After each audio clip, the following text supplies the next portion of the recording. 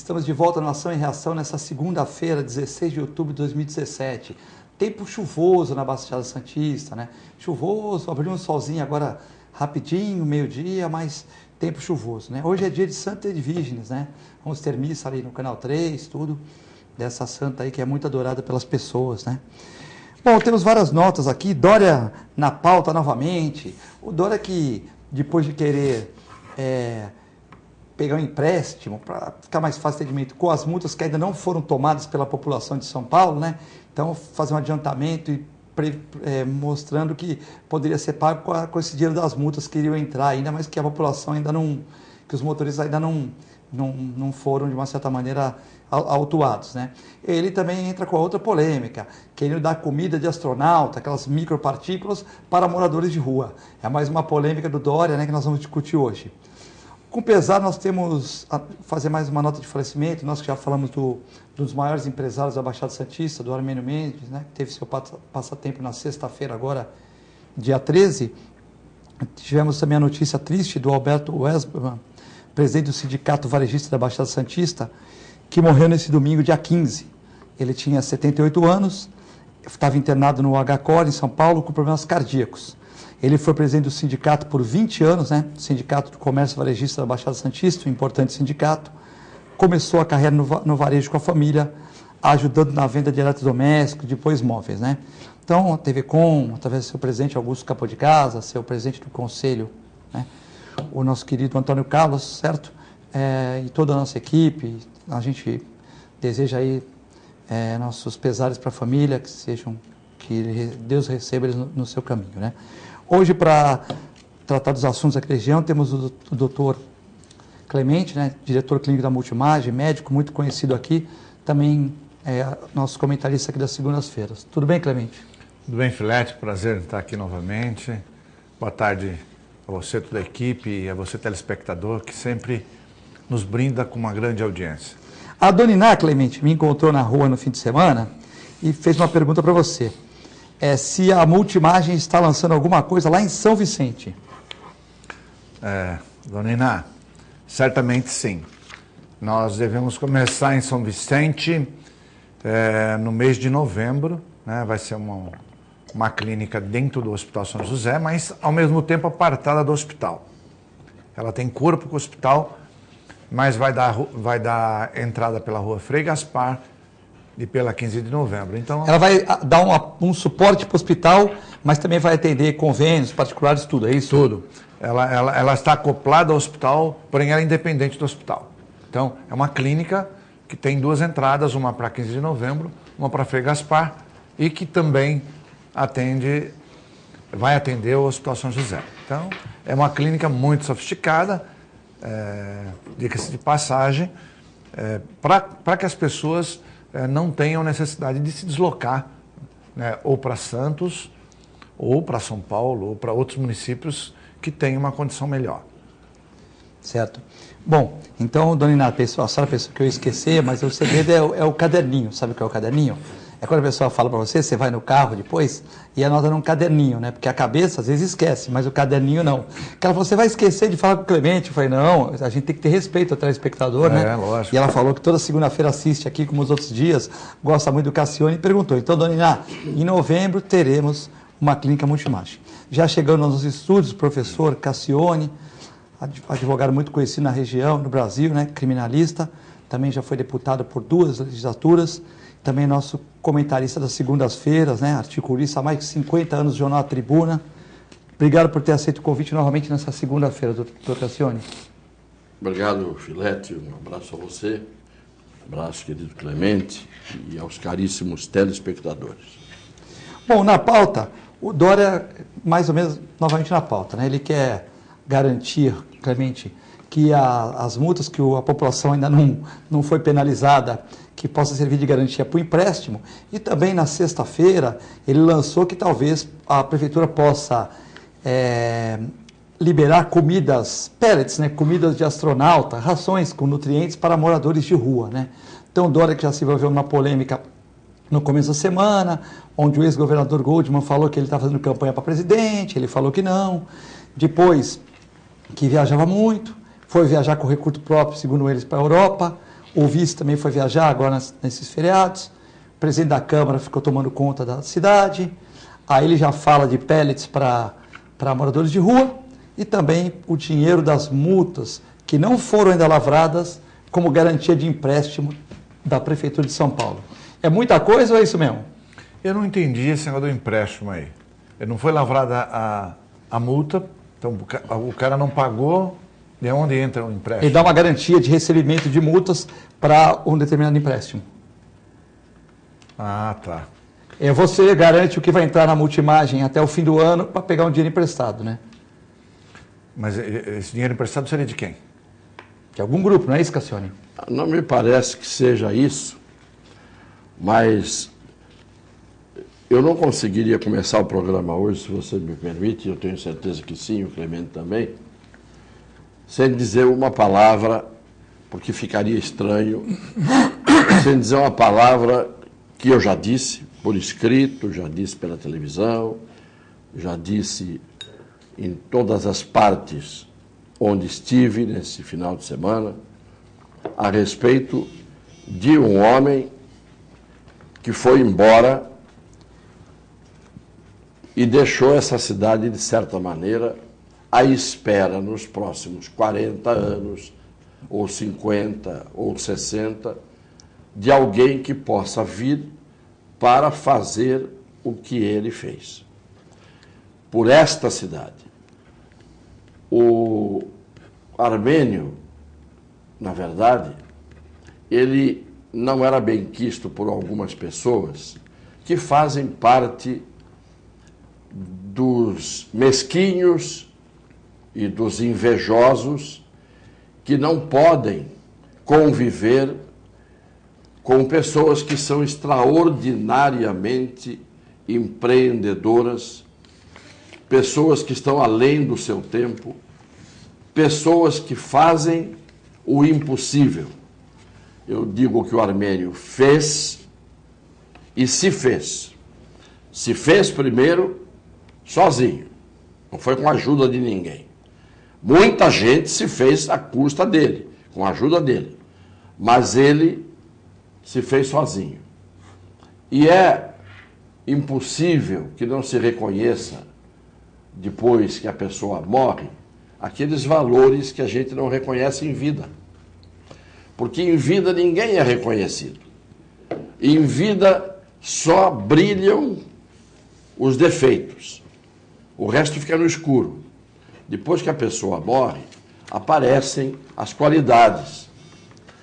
E eu estou dizendo isso porque o que teve de gente fazendo pronunciamento em homenagem ao Armênio Mendes, depois de difamá-lo, depois de detratá-lo, depois de execrá-lo, naquela campanha de 2004, quando eu o convidei para entrar na política e ser meu candidato a vice, para que ele fosse o prefeito de Santos, na verdade, eu iria ser apenas uma figura decorativa, porque a capacidade de visão que ele tinha era tão incrível, que quando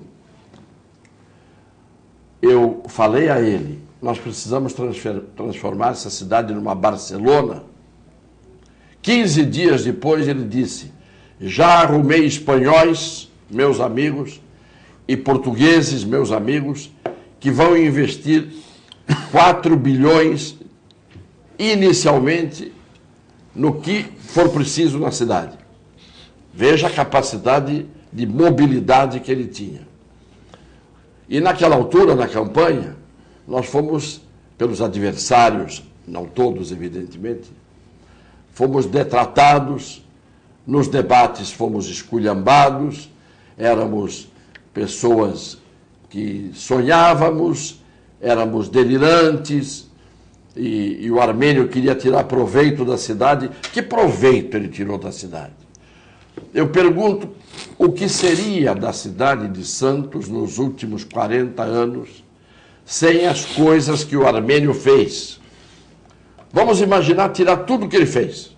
Até São Vicente fez o shopping lá também. E agora ia pelo litoral sul, ia para Mongaguá, Itanhaém e Piruí. E só não fez em Guarujá porque encontrou dificuldades, né? Exatamente. E as dificuldades que sempre criaram para ele, que era para tirar a vantagem dele. Criou dificuldade para ter facilidades, né? E o que eu fiquei mais indignado é de ver que aquelas pessoas que disputaram a eleição, que falaram mal dele, que falaram mal de mim, que o difamaram, depois agora vieram a público para dizer que tinham um relacionamento de muito respeito com ele, que ele foi uma grande pessoa, e tiveram a cara de pau de ir ao velório. Muitas pessoas. É por isso que eu repito sempre, eu já disse aos meus filhos, eu não terei velório. Porque toda figura muito conhecida, pública, não tem o direito de ter que ver no seu velório os seus detratores, os seus invejosos, os que falam mal pelas costas e pela frente, elogiam e bajulam, aqueles que não te reconhecem por fora, embora por dentro reconheçam. Então, para quê? Eu não tenho o direito de falar, não é? No velório aqui eu tenho. Se eu gravar um vídeo prontinho, para quando chegar na hora do meu velório, puderem ligar lá para todo mundo que tiver, aí eu posso chegar e dizer, está aí o meu amigo Clemente, está aí o meu amigo Filete, estão aí meus amigos, e citarei todos, as pessoas que gostaram de mim e de quem eu gostei. E são muitas, e entre os telespectadores são muitos. Mas no meio vai ter aquela turma que falou mal de você a vida toda e depois aparece lá para conferir se você morreu mesmo e para dizer, já foi tarde. Então, eu quero dizer que o Armênio tem de mim, e teve de mim sempre, uma admiração profunda, uma gratidão muito grande, porque eu vou terminar contando só um episódio. Quando nós estávamos no meio da campanha, e o Armênio tinha incorporado a política, e subia em caminhão para fazer comício, e quando ele dizia, vou fazer tal coisa, você sabia que ele ia, porque toda vez que ele se decidiu a fazer alguma coisa, ele fez.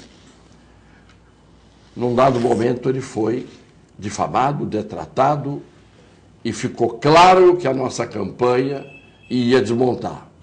Nós estávamos muitos pontos na frente do segundo colocado, que era o Papa.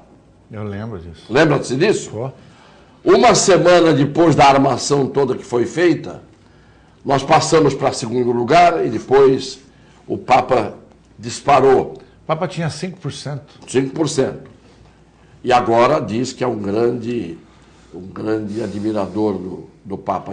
Eu tenho todos, eu ia trazer hoje, os 6 vídeos completos dos 6 debates que foram feitos em Santa Cecília, na TV Tribuna 2 vezes, na TV Bandeirantes, né? Na TV Mar, tenho tudo gravado, com imagem. Ali... Eu sou testemunha, né? Você é testemunha, você era candidato. Você era candidato, você viu. Então, o que eu quero dizer é, o Armênio, queiram ou não queiram, fez por essa cidade a continuação do Brás Cubas. Nós tivemos Brás Cubas, que fundou, Saturnino de Brito, que deu condições de habitabilidade, de saneamento, de estrutura para se poder construir fora do mangue.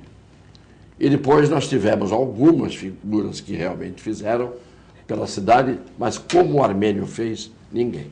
Então eu não podia deixar de mais uma vez dar o meu testemunho dizendo isso, que na hora em que a campanha nossa começou a fazer água por força dos detratores, dos difamadores, porque depois ninguém mais falou nada, foi só para derrubar a campanha.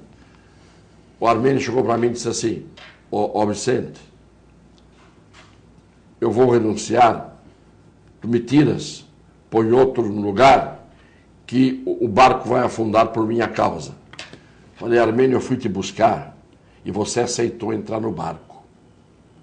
Agora, eu sei que nós vamos naufragar, mas vamos afundar juntos. Eu não vou botar outro no teu lugar, não. Veja o desprendimento dele, põe outro no meu lugar, tu pões outro no meu lugar, porque o barco vai afundar. Eu falei, vai afundar e eu vou afundar junto com você. Então essa homenagem que eu faço a ele, à família dele, a dona Celeste, cujo sofrimento eu testemunhei, e era um amigo. Eu não devo nada ao Armênio, nem o Armênio deve nada a mim. Eu devo apenas, como um cidadão de Santos, o reconhecimento a um homem que tinha os defeitos que todos nós temos, mas tinha as qualidades que muitos poucos têm. De forma que descanse em paz, meu querido amigo, que lamentavelmente se foi ainda muito antes do tempo e muito antes da sua hora. Às 11 horas, Clemente, da sexta-feira, o Rick Santos, da Rádio 91.7, me avisou, né, e eu já falei aqui no programa do Passarinho, do Paulo Alberto, né, dei a notícia, a pessoa não estava sabendo muito, e também eu passei para alguns jornalistas e tal, e eu considero o Armênio, foi um dos maiores empresários que nós tivemos de todos os tempos, né, porque o Brás Cubas foi o fundador, o Saturnino de Brito foi o cara que idealizou os canais, a cidade, mas o Armênio eu considero o maior empresário. E eu sempre tenho eu estou tranquilo nessa bancada, porque eu sei que o Clemente também é demorador do Armênio, como o Cassione, mas eu sempre falei em todos os lugares, eu ia em debate, não sei o que, não sei o que, eu falei, se Santos tivesse 3 armênios, nós seríamos Miami. Eu sempre falava essa minha frase, né? Acho que só se deixasse ele, podia ser um armênio só. Então, porque você não é medíocre e não é mesquinho. E as pessoas... o Clemente eu já tinha dito a ele, e com o aval do Armênio, se o Clemente não ganhasse a eleição, porque ele estava concorrendo, sim, ia ser o nosso secretário de saúde. Sim. Então a cidade, diz que a voz do povo é a voz de Deus, a cidade não nos escolheu, e como a voz de Deus é a voz de Deus, a gente tem que respeitar eu tenho a voz passagem da cidade. Com ele, Cassione e Clemente, depois o Clemente vai falar também, que estava fazendo uma escada de mármore no shopping, aí eu fui entrar com o Armênio, porque eu cuidava a filha dele na época ia muito para Portugal, né? E eu fazia os atestados, aquelas coisas, né? Dona Celeste também tem os gatos, enfim. Aí nós fomos, o rapaz não estava acertando colocar o mármore, aí ele tirou o terno, ajoelhou e explicou para o rapaz como é que fazia. Então ele sabia mandar, tal. Uma vez conversando com ele numa festa, eu e meu filho pequeno, a festa foi toda para um lado, foi no salão português, e nós ficamos na frente. Aí ficou todo mundo olhando, né? Porque o Armênio ficou uns 10 minutos conversando com... E nós nem percebemos. Aí os meus amigos, pô, tu é tão amigo do Armênio assim? Eu falei, não, eu tenho uma simpatia, converso. Aí meu filho falou, pô, eu queria ser seu amigo. Ele falou, para você ser meu amigo, você tem que ter 2 coisas. Você tem que me olhar no olho como você está me olhando, e você tem que ser melhor que eu. Aí meu filho falou assim, poxa, mas... ficou assim, melhor que o cara que constrói o shopping. Se você quiser, você vai ser. Então, para você ser meu amigo, você tem que ser melhor que eu. E hoje, meu filho tinha 12 anos, e até hoje ele repete essa frase. Pô, o Armênio quer que eu seja melhor que ele, né? Quer dizer, então acho que assim, é uma pessoa que passa ensinamento. Agora, tem muito medíocre, que o cara ganhou dinheiro, mas ganhou dinheiro porque trabalhava 20 horas por dia, porque era idealizador e tal. Ele não mais ajudou muita gente, ajudou muita creche, ajudou muita criança, deu muito emprego, entendeu? Então, é uma pessoa aqui que, como o doutor Cassiano falou... Qual é o crime que o indivíduo que trabalhava... Para os invejosos, tudo. Como um louco, de manhã até sei lá que horas da noite... Com uma visão incrível. Fazendo... Qual é o crime que isto reverta também como empresário em benefício dele? Por isso que eu não falei... Para os invejosos, sim. Claro, né? Os invejosos perdem tanto tempo curtindo a sua inveja que não tem tempo de trabalhar e não tem tempo de ganhar dinheiro. Clemente. Não, eu acho que vocês falaram tudo sobre o Armênio.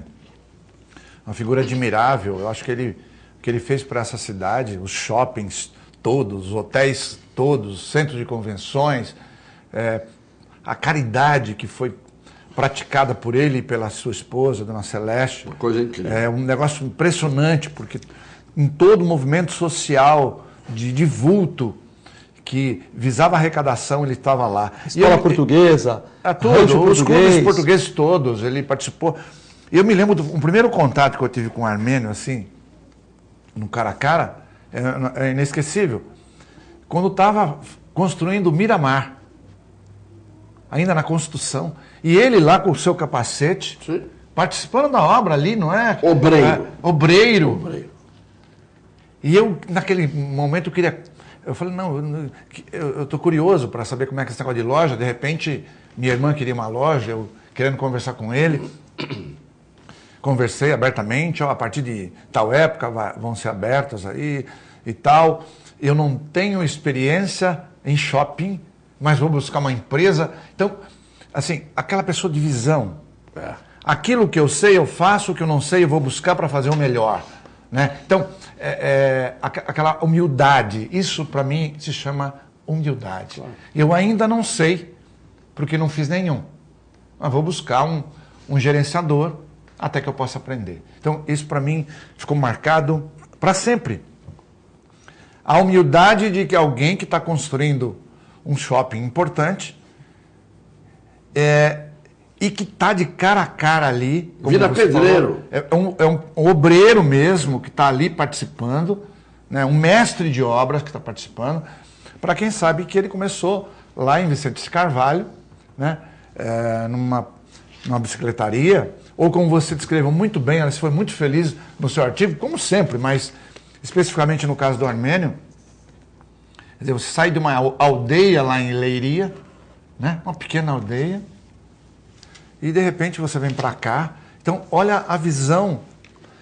Qualquer coisa que se fale é dor de cotovelo, porque não é possível a gente não admitir, não admirar alguém que fez pela nossa cidade o que o Armênio, e mais especificamente ou mais abrangentemente, toda a família, que hoje os filhos, né, continuam aí, e a gente espera realmente que continue nessa jornada, já que ele se foi tão jovem. Eu acho que 73 anos é relativamente jovem para os dias de hoje, e a gente sabe da sua lucidez e do quanto ele poderia fazer ainda pela nossa Baixada como um todo, no seu futuro, se tivesse vivo. E no curso da sua doença, numa doença que o consumiu, ele ainda conseguiu arranjar forças para, no curso de uma doença que o estava consumindo, ainda atuar positivamente. Quer dizer, era um homem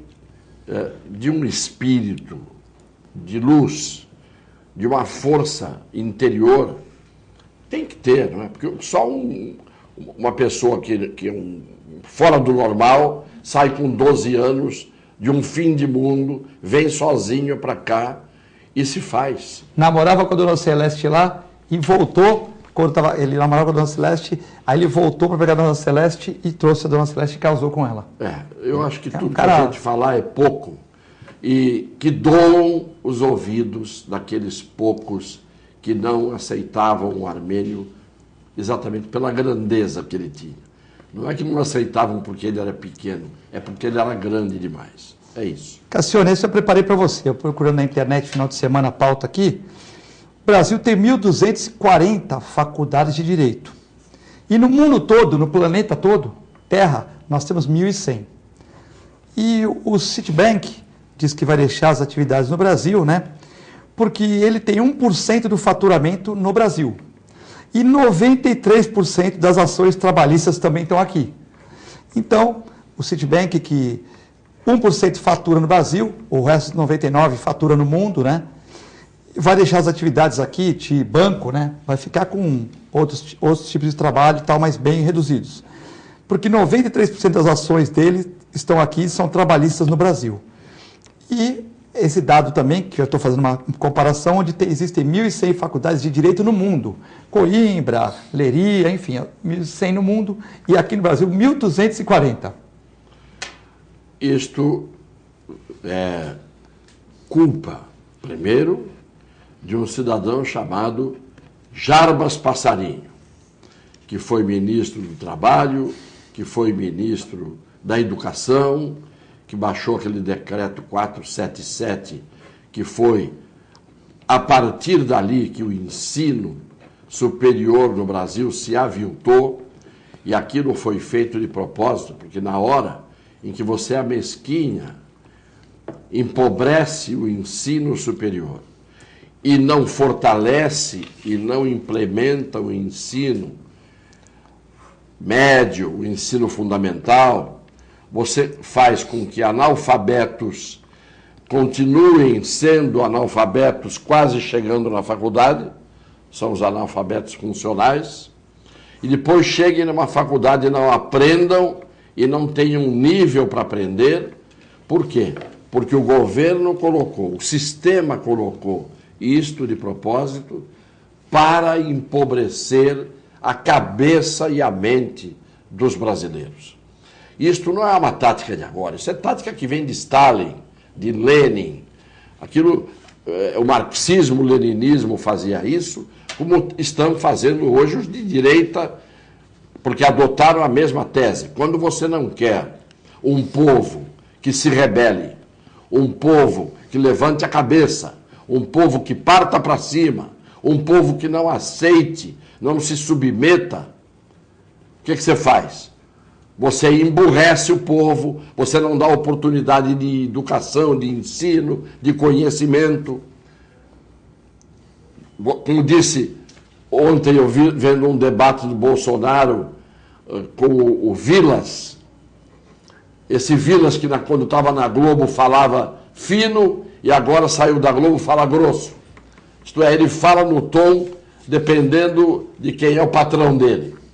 E o Bolsonaro disse a ele: a tática para você deixar uma nação fraca é você arrebentar com a família e arrebentar com a juventude e empobrecer as mentes das pessoas. Isso foi o Bolsonaro que disse. Não interessa a boca que falou, interessa o que foi falado. Está errado isso, não? É a verdade, né? O que importa Ou não é a verdade? Claro. E é isso que se fez aqui. Você com 1.400 faculdades de direito, o que você acaba ensinando a todo mundo é o torto, não é o direito. É o torto. Porque você não vai fazer com um número absurdo de faculdades que eram abertas como boates em qualquer esquina. Eu conheço gente que fez um curso inteiro de direito sem jamais ter pisado durante 4 anos, que são 5 anos. Aquelas faculdades tinham 4. Nunca o sujeito pisou dentro da faculdade e saiu com diploma Não sabe fazer uma petição. de bacharel em ciências jurídicas e sociais. Não sabe fazer uma petição mesmo. Porque tem muita gente que está saindo da USP hoje, da Faculdade do Direito lá no São Francisco, que faz petição que você tem que ler 3 vezes para entender. Eu tive um caso em que eu peguei uma petição inicial, meu cliente me trouxe, estava sofrendo uma ação, eu peguei, li, e o juiz me dá o prazo da lei para responder aquela petição inicial. Chama-se contestação. 15 dias. Depende do caso, né? Exatamente. Dependendo do caso, 15 dias. Muito bem. Sabe o que eu respondi? Falei, não consegui entender o que é que está sendo pedido em relação ao meu cliente. Eu não sou obrigado a entender o que um analfabeto escreve. O senhor entendeu? O senhor juiz entendeu? O senhor, por favor, me explique o que é que ele quis dizer, porque eu não consigo entender. Chega a esse ponto. Mas você não precisa ir longe. Tem promotor e juiz hoje que dá sentença, um juiz, por exemplo, que você também não consegue entender o que ele decidiu. Ele decide contraditoriamente. Ele fala assim, eu dou ao Clemente A e tiro do Clemente A. Quer dizer, ele dá e tira na mesma sentença. Claro que tem muita gente brilhante, tem gente estudiosa, principalmente que a gente aprende fora da faculdade muito mais do que dentro, vocês sabem disso, mas isso é uma calamidade, porque isso mostra o que é o ensino no Brasil, e não é, o que me preocupa não é a faculdade. O que me entristece é ver que pessoas que chegaram na idade de ir para uma universidade foram despreparadas desde o primeiro dia que entraram na primeira escolinha. E é isso, é que é um absurdo. Você vai mutilando as gerações, você vai mutilando as crianças, depois os adolescentes, e dando um ensino, além de um ensino torto, um ensino que faz com que as pessoas sejam despreparadas. E hoje a pessoa fica vendo mais tempo o brinquedinho eletrônico, o tablet, o celular, a televisão, a festa. Por quê? Porque não tem nem, a palavra é essa, não tem nem tesão de estudar. Que país tem futuro nessas condições? Olha, eu tenho que concordar com tudo que o Cassione falou. E eu, como educador também, a vida inteira fui educador. Eu fiz escola normal, além do científico na época. Fiz escola normal, era de professores. Professor. Não tinha dinheiro, dava aula para molecadinha, para ganhar um dinheiro. Dei aula no colégio. E a partir de 79, a vida inteira fui ligado à universidade. Então, eu acompanhei muito bem, nesses 50 anos, todo o curso do ensino. E o triste aqui, como você falou, Cassione, é que no Brasil, ao contrário dos países desenvolvidos, se gasta 2 a 3 vezes mais em universidade do que no ensino básico, no ensino fundamental. Então, tudo errado. Você vai pegar Estados Unidos ou qualquer país ali, Noruega, Dinamarca, Suécia, Alemanha, tudo. O gasto é muito maior no ensino básico, fundamental, no ensino médio. Aqui não, aqui se gasta até 3 vezes mais no ensino superior para formar gente que está despreparada na base. Fazem um belíssimo telhado e a casa não tem alicerce. A casa não tem alicerce. Então você pega um jovem de hoje, e eu posso falar isso de cátedra, como o Cassione, como o Filete que dá aula em universidade. 40 anos eu dei. Pois e é. desisti porque os alunos não queriam mais aprender. Pois é. Eu desisti em dezembro do ano passado. Também por conta disso aí. Então, desde 79, dando aula para a universidade, para pós-graduação. Mas a gente verificou que realmente houve uma degradação tão importante do ensino que é muito lamentável, né? E triste. E vai dentro daquilo que você falou, que é para que formar uma geração que pensa? Não pode? Não pode. Claro que não. Né? E isso é fruto da mente dos esquerdistas, dos comunistas, dos socialistas, que ainda imperam em vários países ainda, né? Como a própria Venezuela, Cuba,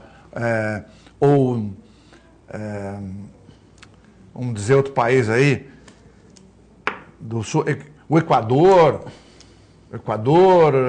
tem um outro aí do sul aí, Mas enfim. não precisa ser nem país. Basta que tenha no meio das redações, da mídia, esta gente que faz esse tipo de pregação embutida. Ah, faz embutida, né? Então, isso é complicado.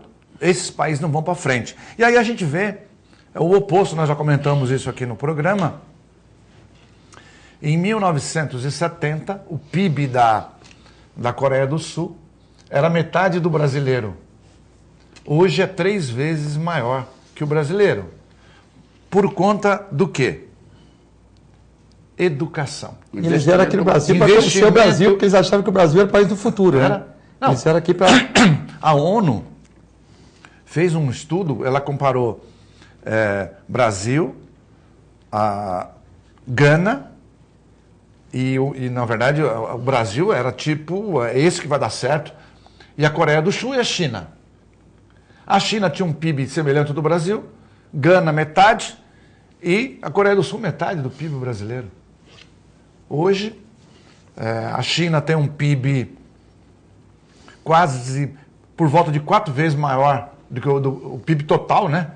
O PIB total, o per capita é menor porque a população é muito grande, claro. Mas o per capita da Coreia do Sul é 3 vezes maior que o Brasil. E os 11 estudos feitos pela ONU para tentar descobrir o porquê chegaram à mesma conclusão: investimento em saúde, desde o básico e aí sim o ensino superior. Não gastar dinheiro à toa no ensino superior, preparando gente que não tem a base de sustentação. Nós vamos a um breve intervalo e já voltamos.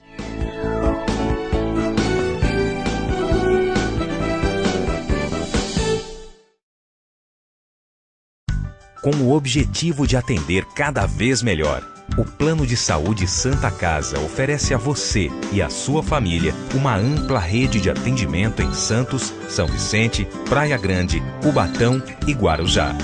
Além de contar com a melhor equipe médica e multiprofissional do litoral paulista. Plano de Saúde Santa Casa de Santos. O melhor atendimento em plano de saúde. 3226-6200. APO Planos Odontológicos Empresariais, cuidando da saúde bucal de seus funcionários, com mais de 200 dentistas credenciados e cobertura em todo o território nacional. Central de atendimento exclusiva, planos extensivos à família, controle de qualidade permanente e liberação online de vários procedimentos. Faça como as grandes empresas da região e contrate o plano de saúde empresarial da APO. Atendemos empresas a partir de 3 funcionários. Em Santos, ligue 2104-4000 ou acesse apoodonto.com.br.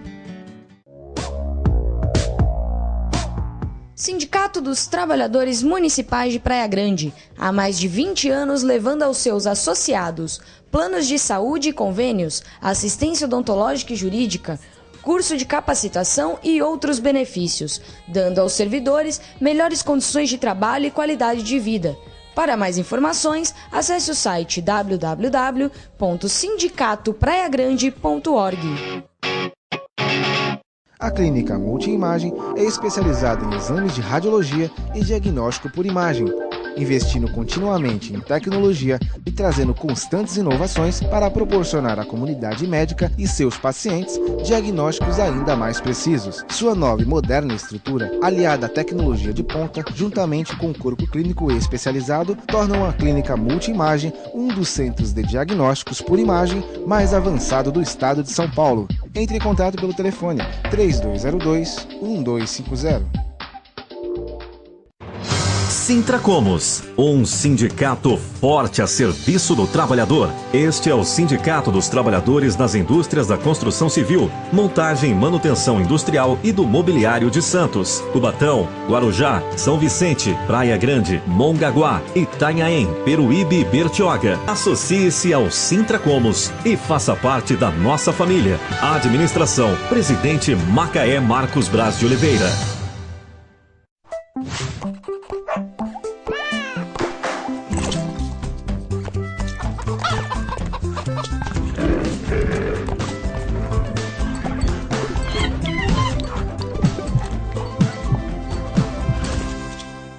Olá pessoal, hoje vou falar para vocês que gostam de animais, que querem se inserir no mercado pet. Curso de auxiliar de veterinária da Clínica Filete.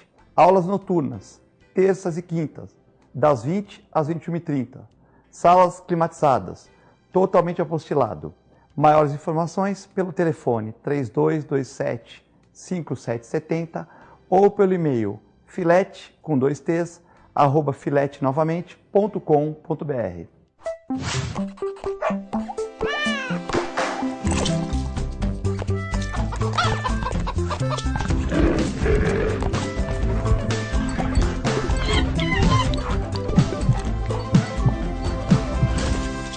A melhor programação RVD. Mande a sua mensagem para o nosso WhatsApp 13 997 72 8946. Peça sua música, mande seu recado e concorra a muitos prêmios. Rádio RVD, música e esporte para você.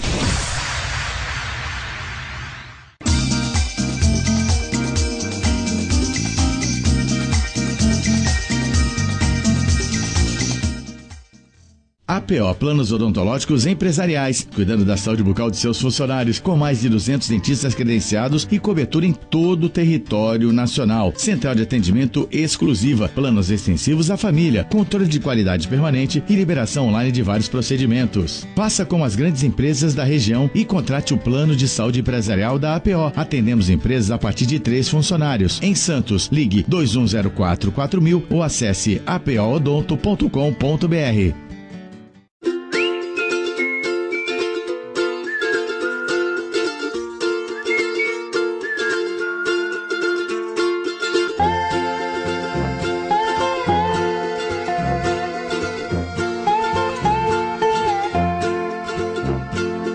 Em outubro, os sinais vêm de todos os lados. Siga-os. Outubro Rosa, mês de combate e prevenção ao câncer de mama.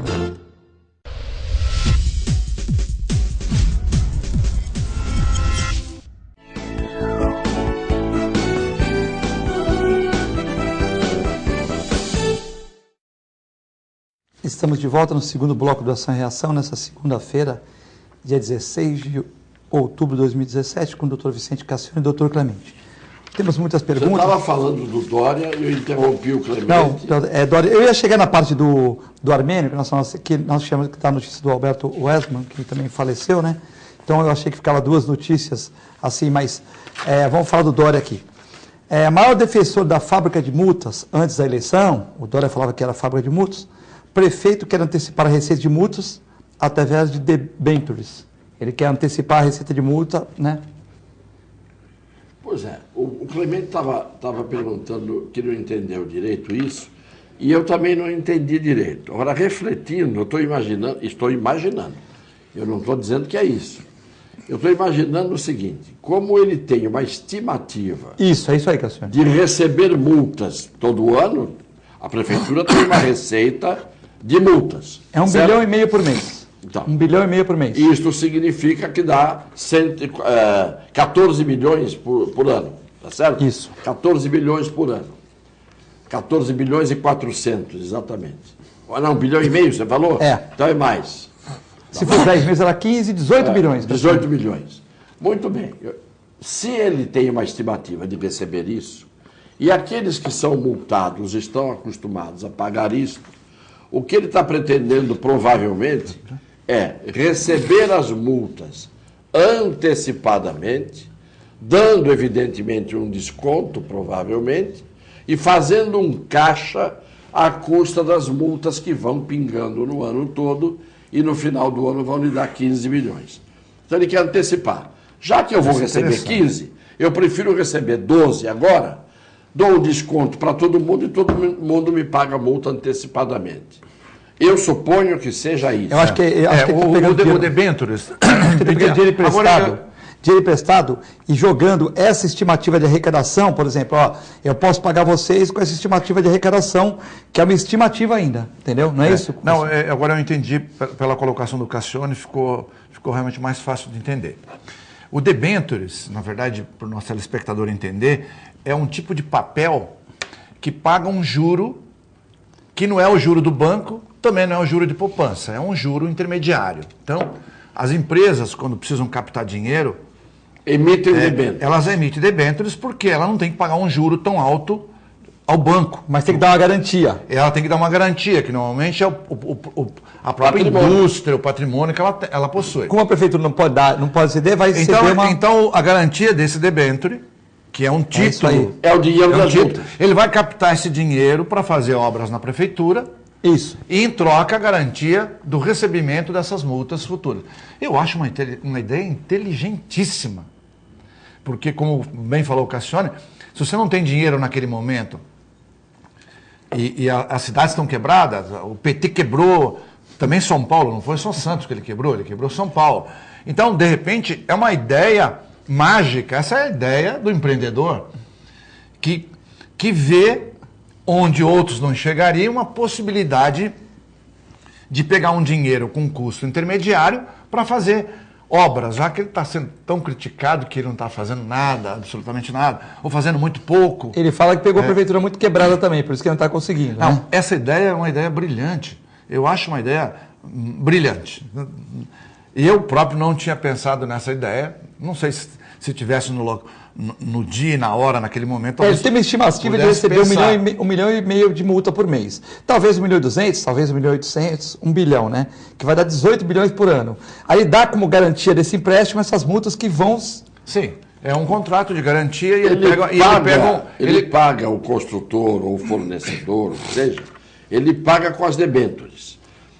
Que são as debêntures? Estão vinculadas ao dinheiro que vai entrar pelas multas. Exatamente. É que a população... Se a multa não entrar, ele tem que honrar. Então ele resgata a debênture e paga em dinheiro.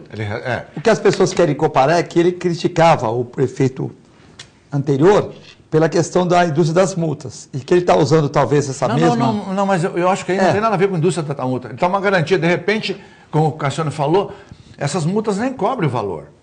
Isso eu acho que ele foi muito sábio, porque de repente até uma jogada. Ele está pegando... mais dinheiro até do que tem de garantia. Se ele pegar antecipada a multa com desconto, inclusive, porque ele pode fazer isso, ele já tem, inclusive, 2 dinheiros. Ele tem o dinheiro da multa antecipada e ele tem o dinheiro que ele vai usar como debênture, não como dinheiro. E já tem o dinheiro garantido aqui. Depois ele desloca. Claro. Inclusive você pode resgatar esse debênture com novos debêntures, claro, futuro, evidente. Com investimento futuro, sem desembolsar caixa e fazendo obras. Eu acho que isso é um negócio realmente de um bom gestor, de um cara inteligente. A gente estava falando da grande contribuição do armênio aqui na cidade. Eu acho que esse cara é um cara que tem um brilho interessante, muito interessante, porque está pegando uma ideia que até então nenhum político na cidade teve e vai conseguir um caixa para fazer alguma coisa, já que no caixa da prefeitura não existe dinheiro. Eu acho fantástico. E eu conheço bem essa área do investimento, eu estudei muito Bolsa de Valores, eu conheço bem, gosto de economia, eu acho que é uma ideia fantástica. Bom, o Alcínio está parabenizando o Clemente Cassione, falou que é o programa mais importante da Baixada, né, a segunda-feira. Ele fala que vai utilizar a multimagem São Vicente, para ele ficar mais perto. Né? Bom, eu agradeço antecipadamente, um abraço. A Lucélia, programa show, sou advogado e gostei da sua pergunta para o Cassione sobre o excesso de faculdade de Direito. Parabéns pela pesquisa, Firetti. Eu vi que tinha 1.240 no Brasil, com certeza o Cassione já sabia disso, com muito mais faculdade que eu. Não sabia, não. Não, é que tinha excesso de faculdade, sabia, né? Mas você trouxe um dado que me assustou. 1.240. E no mundo todo, aí eu acho que é a validade. No mundo todo são 1.100. Eu procurei, como era uma fonte, acho que da Isto É, uma fonte segura, mas eu procurei porque eu falei, pô, será que é tão pouco? Aí eu conversei com um, com outro. Não, deve ser isso mais ou menos. Tem mais faculdade no Brasil que no resto do mundo. Aí, né, e linkou com a notícia do Citibank, né, que falou que o Brasil tem muito problema trabalhista, que essa justiça não existe. Isso eu acho interessante também, viu? Não, eu queria até que o Cassione comentasse isso, porque, cara, 1.240 contra 1.100, ok. Fatura 1% no país, mas vai embora por causa de problema trabalhista. É triste isso também. Porque é uma indústria. A justiça trabalhista tem que ser extinta. Uma das coisas que estavam em foco é a consequência de uma reforma trabalhista bem feita, que acabaria gerando a condição de prescindibilidade, que seria supérflua a manutenção da justiça trabalhista. Por isso que o lobby da justiça trabalhista é contra a reforma trabalhista. Não precisa, se você tem tudo equacionado entre patrão e empregado, com o mínimo de garantia, que é a ideia, né? Você não pode simplesmente fazer uma reforma trabalhista aniquilando com o direito dos trabalhadores. Não, mas colocando nos eixos, não vai ter ação. Ninguém vai entrar com ação contra ninguém. Hoje, o número de ações trabalhistas do Brasil, somando todas as ações trabalhistas que existem no mundo, não dá o número de ações trabalhistas no Brasil. 80% fonte do Brasil. Claro. Quer dizer, ou o Brasil está muito certo ou nós estamos errados. É fonte de enriquecimento ilícito. Você pega um trabalhador que entra com uma ação trabalhista, se ele trabalhasse a vida inteira, ele não ganharia o que ele consegue ganhar trabalhando 2 anos entrando com uma ação trabalhista contra o patrão. Em alguns casos, não em todos, evidente. Claro que não são todos os casos. E é claro que precisa ter um mínimo de suporte para quem trabalha, um mínimo. O mínimo que eu digo não é pouco, o mínimo é o justo, o mínimo a partir de um justo. Agora, você tem em países do mundo pessoas trabalhando em condições absolutamente dignas, bem remuneradas, bem assistidas, com seus direitos garantidos e que não entram com ação trabalhista contra ninguém. A coisa funciona lubrificada. Aqui não, aqui é tudo precário. Você tem, primeiro, uma porção de gente trabalhando sem assinar carteira. Uma porção de gente trabalhando na informalidade. Uma porção de empresas sendo abertas na informalidade. Isto é, fora da legislação que estabelece como você cria uma empresa. E por que isso? Por uma razão. Tenta abrir uma empresa no Brasil. Parece que o governo diz assim, ah, seu safado, você quer abrir uma empresa? Você quer trabalhar? Você quer produzir? Você quer dar empregos? Então você vai ter que se submeter a uma gincana. Eu vou fazer você pastar até o momento de você conseguir montar a sua empresa. Porque a burocracia, as dificuldades, a tributação...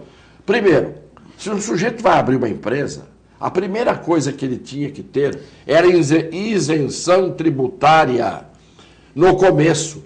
Por quê? Se ele não tem empresa, ele não está pagando imposto. Se ele começou a ter a empresa, deixa ele crescer, deixa a empresa chegar na adolescência para começar a ser tributada. Não, aqui não. Você vai abrir a empresa, a primeira coisa que desaba em cima de você, antes de você saber no fim do mês se teve lucro ou não, são os impostos, de todos os tipos que você já pagou. Para montar uma empresa, você já paga 500 mil impostos, a burocracia te arrebenta, aí o cara vai para a informalidade. Então, o Brasil é um país em que as pessoas não têm, os dirigentes, não têm o menor espírito público. Não é feito, o país não é um país, o Brasil não é um país republicano.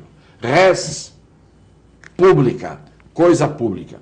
O Brasil é um país em que a coisa pública pertence ao Estado e o Estado toma o teu dinheiro e o Estado faz o teu dinheiro ir para o ralo por seus agentes corruptos e o Estado não te ajuda. O Estado é feito para quê? Para ordenar uma sociedade, para ordenar uma nação, para organizar uma nação. Na hora que o Estado é o grande inimigo que você tem, a saída é o anarquismo. O que é o anarquismo filosoficamente? É a ausência do Estado. Espera um pouquinho, o Estado só está fazendo besteira? O Estado não cumpre o seu papel? O Estado não põe a mão na educação, na saúde, na segurança, naquilo que é fundamental para uma nação se organizar e crescer? Fora Estado, fora governo. Anarquismo é a ausência de governo. Vai dizer, mas isso é utópico. Não, isto é utópico em termos, porque isto é o que acaba acontecendo na prática. Você contrata a tua escola, o teu filho, quando pode. Você contrata o teu plano de saúde para ter medicina, quando pode. Você contrata segurança para ter segurança, blinda seu carro, quando pode. E isso é um país dos que podem. Ora, o Brasil não pode, nenhum país do mundo pode ser o país dos que podem, que são poucos. Porque não dá 10% da população dos 207 milhões de brasileiros, você não tem 20 milhões que podem. E que país é esse em que 180 milhões não podem? Que deu o governo? O governo é para que todos possam. O que nós temos é um país em que ninguém pode. E que todo mundo que se vira e pode, não precisa do Estado. O que o Estado faz por mim? Nada. Cobra imposto. Só. E não dá para quem precisa. Não dá distribuição. E aí eu acho que não pode ter crescimento mesmo. Claro. Você tem hoje um Brasil com uma carga tributária de 38% do PIB. Você tem uma Argentina com 18%. Teu vizinho com 18%.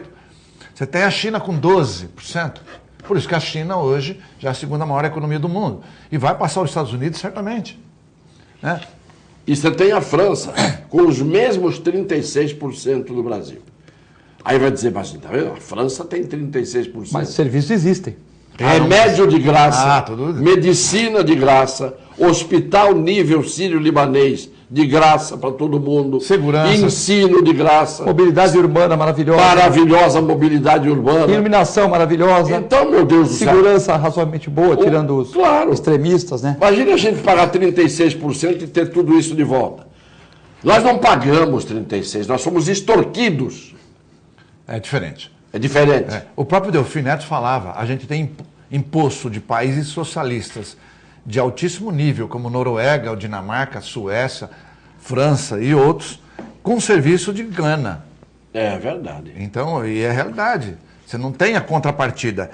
Não teria problema pagar os 38% até os 40% se tivesse a segurança pública. Você paga como francês com o serviço da Somália, não é isso? Então, os filhos tivessem... Até a universidade você não paga nada, você tem médico, dentista, tudo de graça, então ainda fica barato, é melhor você pagar. Mas aqui num país que você não tem serviço nenhum, você não tem possibilidade nenhuma de futuro, se você não desembolsar o seu dinheiro, não tem como sem uma reforma trabalhista, que na verdade não existe interesse em ser feita. E a gente já considerou, o Cassiano considerou muito bem aí, e aí inclui outros problemas. Mas o que a gente está comentando, não é só, nós falamos do Citibank, mas outras empresas foram embora do Brasil, porque realmente ela tinha uma fatia pequena no montante arrecadatório do mundo, mas o embaraço é tão grande aqui, especialmente o trabalhista, que elas vão embora. É 1% só aqui no Brasil, 2%, 3%, não me interessa fazer. Claro que não. E você veja, estamos falando de mobilidade urbana, vou trazer um exemplo dessa semana. Uma funcionária minha, que mora na Praia Grande, esperou no ponto, o ônibus, 1h05. E depois levou quase 2 horas no trajeto. Isto eu considero um crime. Entendeu? A gente fala queimam ônibus. Infelizmente queimam ônibus. Porque queimar ônibus é menos ônibus ainda. Mas não faz tanta diferença queimar ônibus. Sabe por quê? Se você queimar 10 ônibus num dia, você vai dizer, tem 10 ônibus a menos. Os ônibus estão na garagem. Os ônibus não saem da garagem. Não vão servir para fazer os itinerários que têm que ser feitos. Só circulam maciçamente nos horários rentáveis e de pico. Você pega um metrô em Paris, num determinado horário que não é de pico, tá o vagão, você sozinho dentro do vagão, mas o vagão está circulando. Agora, uma pessoa esperar 1h05 em pé no ponto do ônibus. Aí o ônibus vem depois de 1h05 e leva 2 horas para fazer o trajeto, porque tem que passar por dentro de São Vicente, parando em tudo que é ponto, porque não tem um ônibus direto da Praia Grande para cá. Numa região metropolitana em que cada cidade é uma do lado da outra. E essa babaquice desses prefeitos todos não tomam providência nenhuma. Esses prefeitos babacas da região, como regra. Mandar um abraço para o Uriel Vilas Boas, o Passarinho, para o Fábio Ferreira, Marcelo Prado, o José da Ponta Praia, o Ricardo, todos concordam que o Armênio vai fazer falta na região. A Vilma de Praia Grande, parabenizando o Cassiano e o Clemente, falando que pena que o Armênio não chegou na Praia Grande, ele estava se estendendo, né? E queria agradecer a todos, o Clemente, a você que participou, o Cassione. Uma boa segunda-feira, até amanhã, se Deus quiser. Continua com a nossa extensa programação aqui da TV Com. Muito obrigado.